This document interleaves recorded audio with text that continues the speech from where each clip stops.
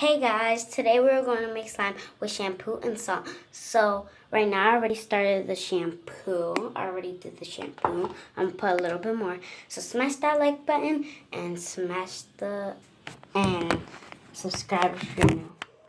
Let's get started. So first we're going to add some shampoo. I already started the process. Start the process. Then you're going to add a little bit of salt. Don't add too much or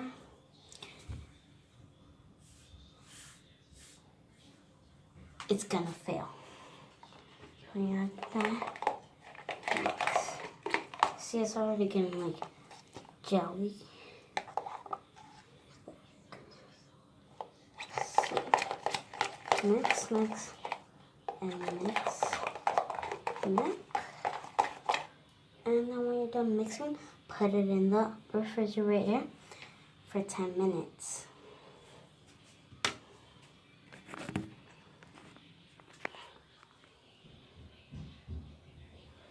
So yeah, you put it in the refrigerator for 10 minutes. It'll turn into slime. So bye guys. Stay tuned for the next video to see if it actually works. Bye guys. See you next time.